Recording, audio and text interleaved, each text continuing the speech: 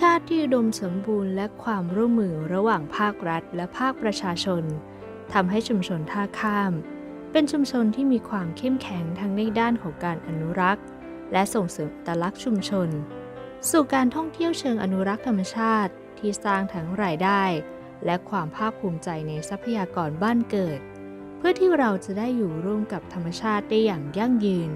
และส่งต่อมรดกอันงดงามและล้ำค่านี้ให้กับลูกหลานในภายหน้าต่อไปค่ะ